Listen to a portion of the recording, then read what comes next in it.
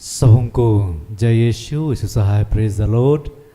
प्रार्थना का परिवार फिर से आप सबों का आज की इस आराधना प्रार्थना में प्रभु यीशु मसीह के जीवित और सामर्थी नाम से हम सभी प्रार्थना का परिवार के भाई बहन, हमारे अगुआ प्रभु की दासी सिस्टर एस्थर, प्रभु के दास भाई राज, आप सबों का हार्दिक स्वागत करते हैं, हार्दिक अभिनंदन करते हैं। आशा है कि आप सबों पर ईश्वर के अनुग्रह, ईश्वर की कृपा, ईश्वर का प्रेम बना हुआ है और आप निरंतर प्रभु की आज्ञाओं, उसकी शिक्षाओं के अनुसार जीवन जीने का प्रयत्न कर रहे हैं और प्रभु के अद्भुत प्रेम को अपने जीवन में हम सब महसूस कर पा रहे हैं। तो आए हम बड़े विश्वास के साथ उस अनुग्रह के सिंहासन के पास आएँ, अपने मनों को, अपने हृदयों को हम तैयार करें। हम सभी जहाँ कहीं भी आए हैं, एक पल के लिए हम अपनी आंखों को बंद करें। यह समय है कि हम प्रभु की उपस्थिति में अपने आप को पूर्णतः समर्पित कर दें, अपने मनों को, अपने हृदय को उस ईश्वर के लिए इस घड़ी हम खोलें। जैसा कि उसने कहा कि मैं द्वार पर खड़ा होकर खटखटाता हूँ, यदि कोई मेरे लिए द्वार खोलेगा तो मैं उसके साथ आकर भोजन करूंगा और वह मेरे साथ। इस घड़ी हम जहाँ कहीं भी हैं, हम ये विश्वास करें कि हमारा प्रभु हमारे संग है, हमारे साथ है, हमारे बीच उपस्थित है, क्योंकि उसने हमसे यह वादा किया है कि जहाँ कहीं भी लोग मेरे नाम पर इकट्ठे होंगे, जहाँ कहीं भी 2 या 3 मेरे नाम से इकट्ठे होते हैं, मैं उनके बीच उनके संग हो लेता हूँ। उस ईश्वर को हम अपनी सांसारिक आंखों से, सांसारिक बुद्धि से नहीं समझ सकते। वह तो आत्मा है, पवित्र आत्मा है।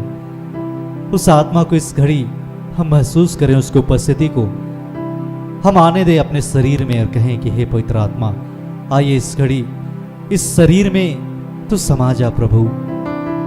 इस शरीर को अपना मंदिर बना ले कि हे प्रभु, इस घड़ी हम आपके आत्मा से भरकर आपके सामर्थ्य से भर जाएं प्रभु।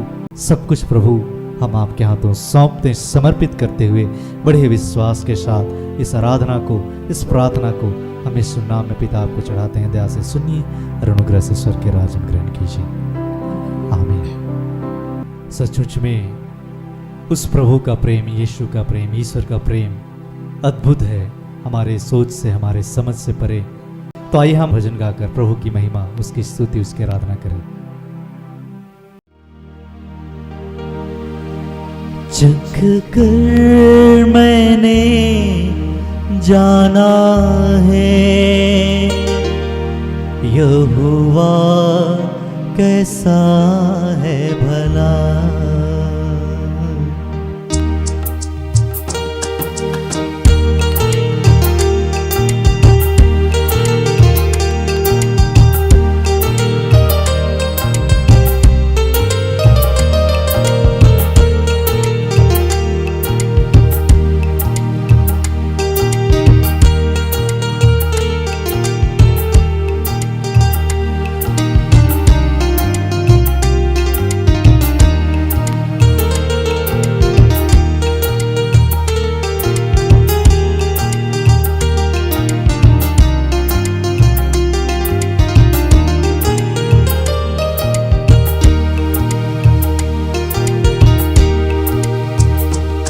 चख कर मैंने जाना है यहोवा कैसा है भला। चख कर मैंने जाना है यहोवा कैसा है भला। चख कर मैंने जाना है यहोवा कैसा चख कर मैंने जाना है यहोवा कैसा है भला। उद्धारकर्ता के शरण में मैं आके धन्य हुआ। उद्धारकर्ता के शरण में मैं आके धन्य हुआ। चख कर मैंने जाना है यहोवा कैसा है भला। चख कर मैंने जाना है, यहोवा कैसा है भला। उद्धारकर्ता के शरण में मैं आके धन्य हुआ। उद्धारकर्ता की शरण में मैं आके धन्य हुआ। जग पर मैंने जाना है, जीवन भर मैं तेरी करुणा को ना भूलूंगा। जीवन भर मैं तेरी करुणा को ना भूलूंगा। संकट में जब मैं पड़ा, संकट में जब मैं पड़ा, संकट में जब मैं पड़ा, संकट में जब मैं पड़ा, तूने आकर सहारा दिया। उद्धारकर्ता की शरण में मैं आके धन्य हुआ। उद्धारकर्ता की शरण में मैं आके धन्य हुआ। चख कर मैंने जाना है, यहोवा कैसा है भला। यहोवा कैसा है भला, यहोवा कैसा है भला।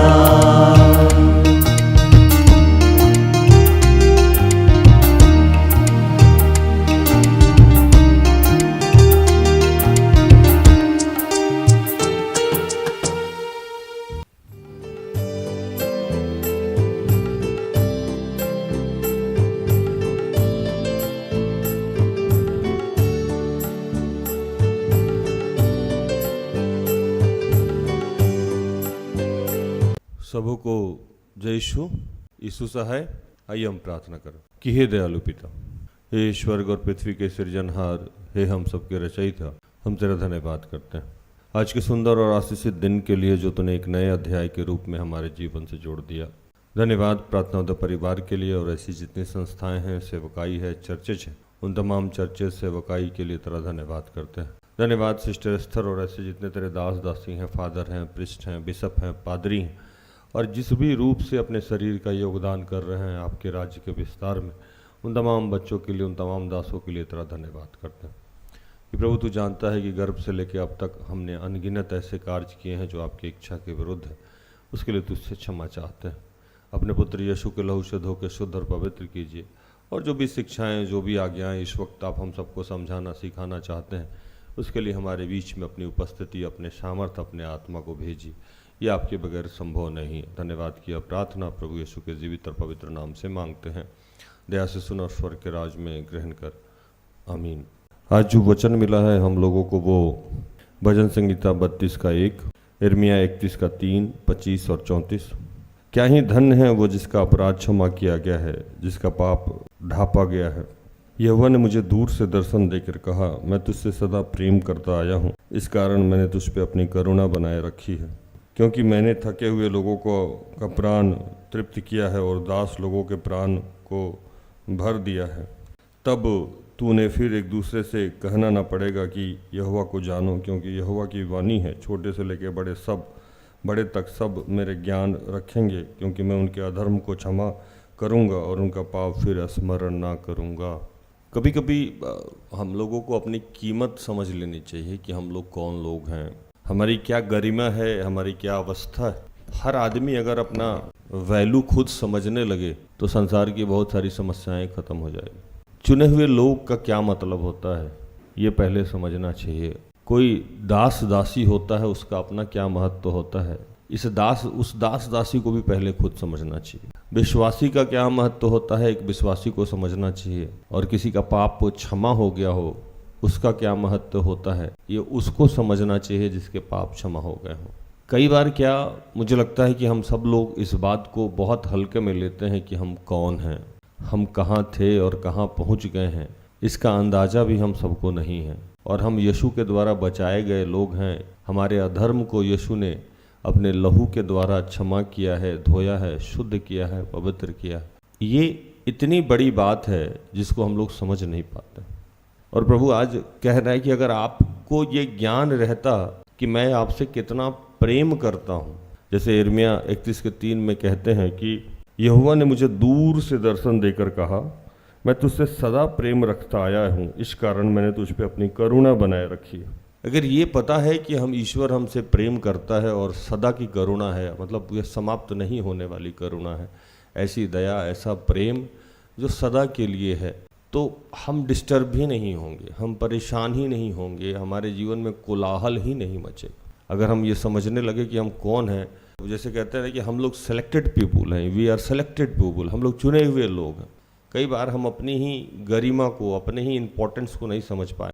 आप लता मंगेशकर मैम को जानती होंगी जो अब नहीं रही, है ना। उनका पूरा हिस्ट्री पढ़ लीजिए, पूरे जीवन काल में वो कभी भी ऐसा कुछ चीज़ ना खाई ना पी जिससे उनका गला खराब हो जाए, और मरने के दिन तक वो वैसे ही गाती थी जैसे कि कोई छोटी बच्ची गाती हो। क्यों?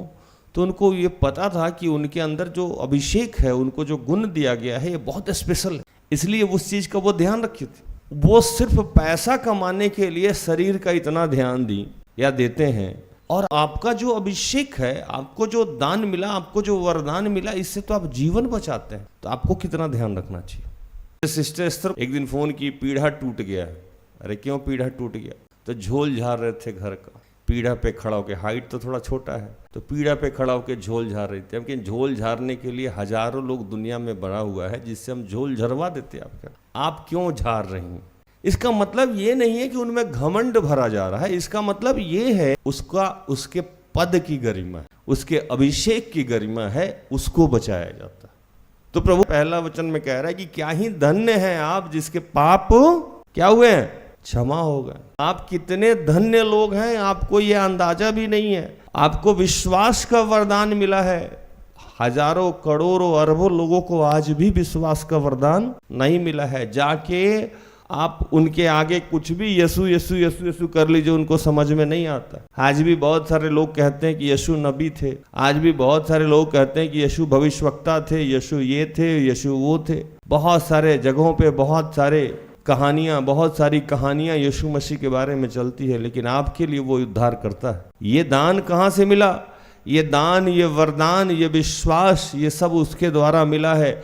आप कितने ही धन्य लोग हैं, पहले इसको समझिए। तो अगर आपको पता है कि आप कौन हैं, कि शरीर के माध्यम से प्रभु की महिमा होनी है, इस शरीर के माध्यम से लाखों करोड़ों आत्माएं बचानी जाएंगी, आपके चुस्त रहने से, आपके फिट रहने से, और आप में विशेषकर जो दान है, उस दान को प्रवाहित करके प्रभु, जैसे मान लीजिए कि हमको वचन सुनाने का अभिषेक दिया प्रभु, या व्याख्या करने का अभिषेक दिया, हम स्वस्थ ही नहीं रहे, हम दिन भर सोए रहे, क्या व्याख्या करेंगे, क्या वचन सुनाएंगे लोगों को? तो इसके लिए तो हमको ध्यान रखना होगा ना कि ये दान मिला है। कई बार रात में दोस्त कहते हैं मटर गश्ती करने के लिए, मुझे ध्यान रहता है कि अगर हम कुछ गलत खा पी लिए, कहीं गाड़ी पकड़ा गया, कहीं कुछ हो गया, सारा बच्चा को देखना पड़ता है, कुछ मिसयूज हो गया, ये मेरे दिमाग में आता रहता है। क्योंकि उस समय भी मुझे क्या याद रहता है, मैं कौन हूं? व्यवस्थापक हूं। रात में भी किसी को समस्या होगा तो सबसे पहले कौन जाएगा? मुझे जाना पड़े। तो इसलिए मेरी अवस्था को वैसी रखनी पड़ती है कि मुझे वहां अटेंडम पहुंचना पड़े। मुझे पता है कि मैं सेना में मैं नाम लिखवा लिया हूं और हर समय मुझे सेनापति को खुश करना है, इसके लिए मुझे हर समय अस्त्र शस्त्र धारण करके रखना होगा। अस्त्र शस्त्र धारण करने का मतलब ये नहीं है कि केवल प्रार्थना करना और बाइबल करना है, आपको रेडी भी रहना है। आज प्रभु कह रहे हैं कि आपको हमेशा याद रखना है कि आप कितने धन्य लोग हैं, आप कितने ब्लेसिंग पाए हुए लोग हैं। ये हमेशा ध्यान रखना है कि आपके पाप क्षमा हो गए हैं। इसका लाभ क्या क्या होगा, मैं एक बात बता रहा हूं आपको। अगर ये आपको निरंतर याद रहेगा कि आपके पाप क्षमा हो गए हैं, आपके पाप क्षमा हो गए हैं, आपके पाप क्षमा हो गए, तो आप पाप करने से बचिएगा। ये आपको याद रखना होगा। पीछे क्या घटनाएं घटी इससे नहीं फर्क पड़ता है, आपको हमेशा याद रखना है। 2 कहानी मैं आपको सुनाऊंगा। एक नबी थे जिनका नाम था समायाह, जो बिना प्रभु के कॉलिंग के या बिना अभिषेक से दुकानदारी चलाते थे। और वो क्या किए कि पूरे के पूरे इस्राएली जनता तो पहले से ही करप्ट थी, उसको और खराब कर दिया, उल्टा पुल्टा समझा। अब प्रभु से बर्दाश्त नहीं हुआ और प्रभु यिर्मयाह नबी को बोला कि जाके उसको बता कि उसके साथ मैं क्या करने वाला। तो पहले तो जितने लोग मुझे सुन रहे हैं वो ध्यान रखें कि अगर किसी चीज का आपको कॉलिंग नहीं है और अभिषेक नहीं है तो मत करिएगा, जबरदस्ती मत करिएगा दिखावे में कि हम भी कर लेंगे, नहीं तो क्या क्या आदेश प्रभु निकालता है सो सुनिए। यहोवा नेहलामी समायाह के विषय यूँ कहता है, समायाह ने मेरे बिना भेजे तुमसे जो भविष्यवाणी की और तुमको झूठ पर भरोसा दिलाया है, इसलिए यहोवा यूँ कहता है, सुनो, मैं उस नेहलामी समायाह और उसके वंश को दंड देने पर हूँ, उसके घर में से कोई इन प्रजाओं में ना रह जाएगा। यहाँ भी समायाह यही कर रहे हैं और समायाह को यिर्मयाह नबी के बाहर के माध्यम से कहलवा भेजा कि जाके भेजो कि जो मेरे पूरे प्रजा को डिस्टर्ब किया है उसका मैं उसको और उसके पूरे खानदान को नाश कर दूंगा। ऐसा करूंगा कि भविष्य में कोई भी बच्चा का आशीष वो नहीं देख पाएंगे, सर्वनाश कर दूंगा। सोचिए सेवक लोग का क्या हाल होता है। और यहां से यह कहानी शुरू हुई कि फिर यिर्मयाह नबी उन तमाम लोगों से जाके मिल रहे हैं और उनको ये कह रहे हैं कि तुम्हारे जीवन में जो बीते समय में जो भी समस्याएं हुई उसको अब याद नहीं करना, उससे कोई दिक्कत नहीं है, उसको कोई परेशानी नहीं है, जो बीत गई सो बात गई। अब से प्रभु ये कह रहा है, मैं तुमसे बहुत प्रेम करता हूं और ये सारा चीज जो तुम्हारे यहाँ उल्टा पुल्टा हो गया है, गलत संगति में रहने की वजह से, गलत शिक्षा पाने की वजह से, उसको अब करना क्या है, तो अब मैं तुमसे प्रेम करता हूं, इस वजह से तुम्हारी सारी समस्याओं का अंत कर दूंगा। भूल जाओ शिक्षा को, भूल जाओ मेरी बातों को,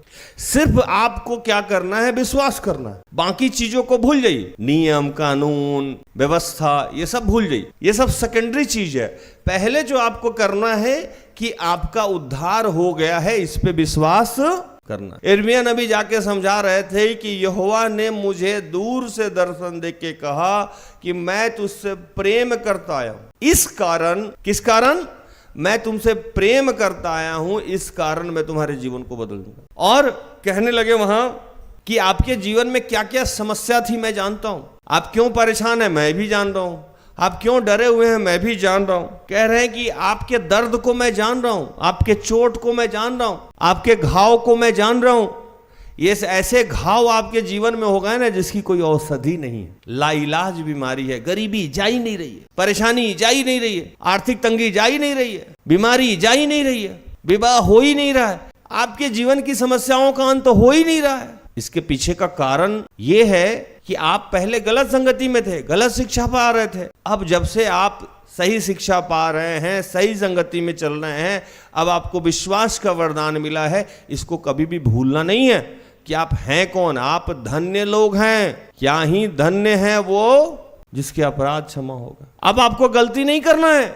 उसी भजन संगीता में एक वचन लिखा हुआ है, तुम घोड़े और खच्चर के समान ना बनो जो समझ नहीं रखते, उनकी उमंग लगाम और रास से रोकनी पड़ती है, नहीं तो वे तेरे वश में नहीं आने के। 10 दुष्ट को तो बहुत पीड़ा होगी, परंतु जो यहोवा पर भरोसा रखता है वह करुणा से घिरा रहेगा। कह रहे हैं घोड़े के समान मत बनो कि बिना लगाम से नहीं चले, ऐसा नहीं।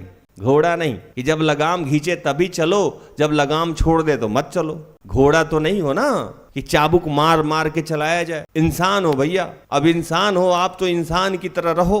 आपको विश्वास का वरदान मिला, आपको दान मिला, दुष्ट बन के मत रहो। जो दुष्ट है उसके जीवन में कभी शांति आएगी नहीं, वो हमेशा पीड़ा से रहेगा। आपको कुछ नहीं करना है, परंतु जो यहोवा पे भरोसा रखता है, मतलब विश्वास करके आपको आगे बढ़ते जाना। आपको विश्वास कर लेना है कि आपके अपराध क्या हुए हैं, क्षमा हो गए हैं, आप धन्य लोग हैं। और जैसे ही बात आपके दिमाग में आए तो आपको बहुत सारे गलत काम करने से अपने आप को निरंतर बचाते रहना होगा। क्योंकि आप सिलेक्टेड पीपुल हैं, आप अभिषिक्त पीपुल हैं, तो आपको भी ये ध्यान रखना है कि जो दान मिला है, जो अभिषेक मिला है, ये गंदा नहीं हो जाए जब तक कि आपका फंक्शन खत्म नहीं हो जाए। फंक्शन क्या है आपका?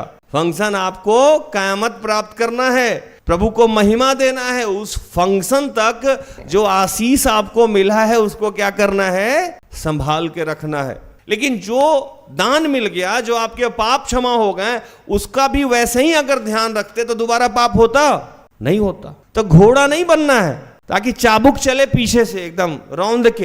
प्रभु बोला कि दुष्ट मत बनिए, भरोसा रखिए। और आप भी जो आपका समस्या हम समझ रहे हैं, ये समस्या के कारण आप विचलित भी हो रहे हैं, और समस्या में क्या क्या है, आपके दुख बहुत गहरे हैं, इसका औषधि नहीं मिल रहा। लेकिन ये सब मैंने किया था। क्यों किया था? आप गलत शिक्षा पे जा रहे थे, आप गलत लोगों के साथ थे, आप गलत दास दासी के साथ थे, आप गलत भविष्यवक्ता के साथ थे। वो तो था ही नहीं। आपके और हमारे कोई ऐसे कर्म नहीं है जिससे हम लोगों को प्रभु आशीष दे, है नहीं है। लेकिन फिर भी प्रभु ने हमारे पुराने पाप को क्या किया? यीशु नाम से क्षमा कर दिया। अगर हम धर्मी रहते, हमारा कर्म वैसा रहता, तो ये अनुग्रह नहीं रहता। प्रभु कह रहा है आपके कर्म देख लीजिए, बचपन से आपने क्या क्या किए हैं। यही चीज आपको आज समझाया जा रहा है कि अब्राहम क्यों विश्वासी का पिता हो गया। अब्राहम में और हम में और आप में फर्क क्या है? अब्राहम को हर बात पे विश्वास था, और हम हर बात के लिए तर्क ढूंढते हैं, रिटर्न ढूंढते हैं, हाँ या नहीं। इसीलिए अब्राहम की पुस्तक में यह बात लिखा गया कि अब्राहम धर्मी का पिता क्यों बना, विश्वासियों का पिता क्यों बना? क्योंकि उसने विश्वास किया कि प्रभु उसके जीवन में ऐसा किया है, ऐसा करेगा। आपको भी ये विश्वास करना है कि प्रभु ने आपके पाप क्षमा कर दिए हैं और आगे अनुग्रह से भर गए हैं और आगे अनुग्रहित होते रहेंगे। और प्रभु कह रहा है कि मैं आपके जीवन को इतना आशीष दूंगा कि आपको ज्ञान रखने की भी जरूरत नहीं होगी। आपका आशीष ही आपके ज्ञान का कारण बन जाएगा, आपके अनुग्रह ही आपके धर्मी होने का कारण बन जाएगा। अब्राहम के साथ क्या हुआ? इतने उम्र में उसको बच्चा मिला कि लोग जान गया कि अब्राहम विश्वासी है। इतना ना विकसित हो गया कि लोग जान गया कि अब विश्वासी है। उसके आशीष की वजह से वो उनको सारा दिन याद रहता था। अगर आप बहुत धनी हो जाएं, आप स्वस्थ हो जाएं, आपकी सारी समस्याएं चली जाए, तो आपको दिन भर याद रहेगा कि नहीं रहेगा कि प्रभु आशीष दिया। तो ज्ञान रखने की जरूरत है, अपने आप ज्ञान रहेगा कि प्रभु आपके जीवन में काम करे। हालेलुया। एक और वचन मैं सुनाता हूं आपको, इब्रानियों 10, 21, 22, 23। और इसलिए कि हमारा ऐसा महान याजक है जो परमेश्वर के घर का अधिकारी है, तो आओ हम सच्चे मन और पूरे विश्वास के साथ और विवेक का दोष दूर करने के लिए हृदय पर छिड़काव लेकर और देह को शुद्ध जल से धुलवा कर परमेश्वर के समीप जाएं। आओ हम अपनी आशा के अंगीकार को दृढ़ता से थामे रहें, क्योंकि जिसने प्रतिज्ञा की है वह सच्चा है। आपके जीवन में जो हो गया है और जो विश्वास का वरदान मिला, उसी को थाम के रखना है, इसी को पकड़ के रखना है।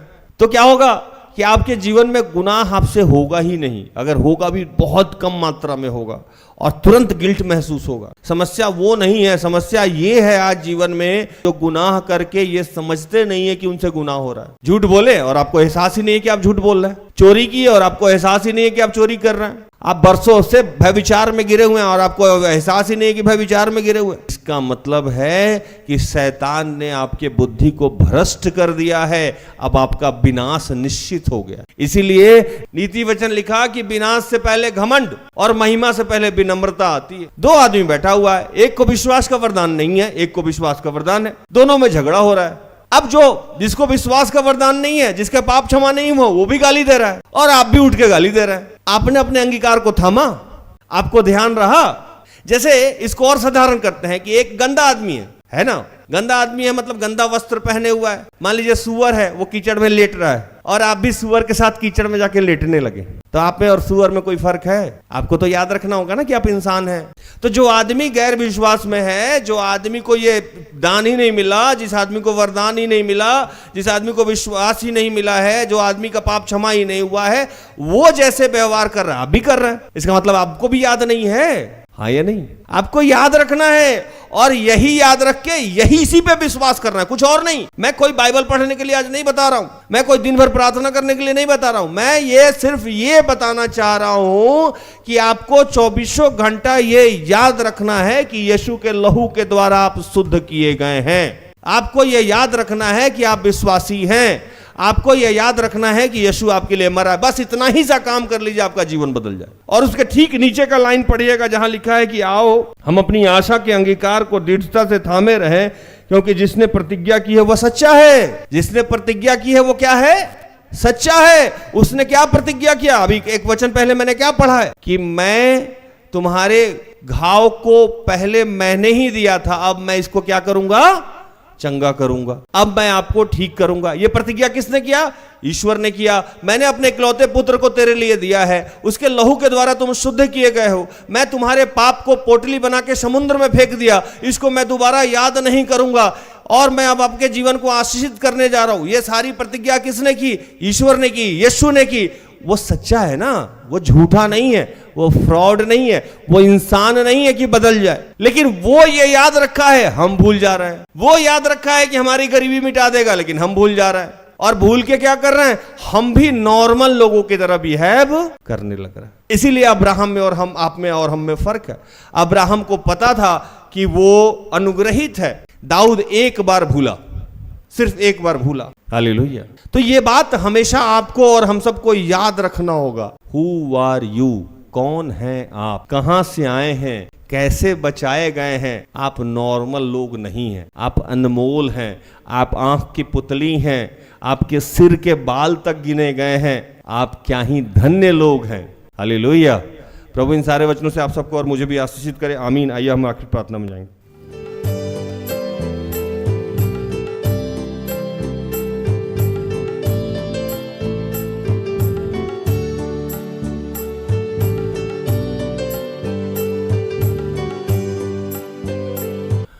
आइए हम प्रार्थना करेंगे कि हे दयालु पिता, हे स्वर्ग और पृथ्वी के सिरजनहार, हे हम सबके रचयिता, हम तेरा धन्यवाद करते हैं। प्रभु हम क्या ही धन लोग हैं जो आपने हमारे पापों को क्षमा किया है प्रभु। और आज हम सबको ये एहसास दिलाया कि प्रभु हम कौन हैं। हम अनमोल हैं, हम कीमती लोग हैं। आपने हमारे लिए मनुष्य तक को नहीं छोड़ा, यीशु तक को नहीं छोड़ा। हमारे सर के बाल भी आपने गिन रखे हैं। हमारे जीवन में इतने सारे दान वरदान आपने दे रखे हैं प्रभु। और प्रभु इस बात को हम हमेशा याद रखें कि हमारे वस्त्र तूने नए कर दिए हैं, हमें आशीषित, हमें साफ सुथरा बना दिया है। हम किसी भी गंदगी से अपने आप को बचाए रहें प्रभु। ये निरंतर हमें याद रहे, हम भी अब्राहम की तरह विश्वास में बने रहें प्रभु, अंगीकार को थामे रहें पिता। ऐसी हमारे ऊपर करुणा कर प्रभु। इस प्रेम, इस दया के लिए हम आज तेरा धन्यवाद करते हैं।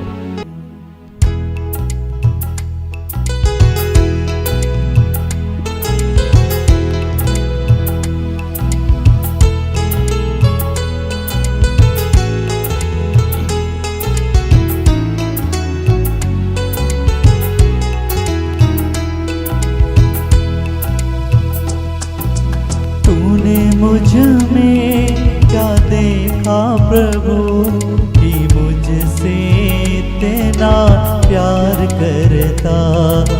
तूने मुझ में क्या देखा प्रभु कि मुझसे इतना प्यार करता। तूने मुझ में क्या देखा प्रभु कि मुझसे इतना प्यार करता। तूने मुझ में क्या देखा प्रभु कि मुझसे इतना प्यार करता। मैं तो जग में हूँ खोया प्रभु, तू इतना मुझको याद करता। मैं तो जग में हूँ खोया प्रभु, मुझको याद करता। तूने मुझ में। हे दयालु पिता, इन सबको आज ये आशीष दे कि हम अपने अंगीकार को थामे रहें और विश्वास के प्रति हमेशा हम विश्वासी बने रहें। हमें याद रहे कि हम कौन हैं। धन्यवाद करते हैं कि प्रभु विश्व में जितने तेरे लोग हैं उन सबको आज ये सामर्थ्य दिया कि हम अपने अंगीकार को थाम के रखेंगे।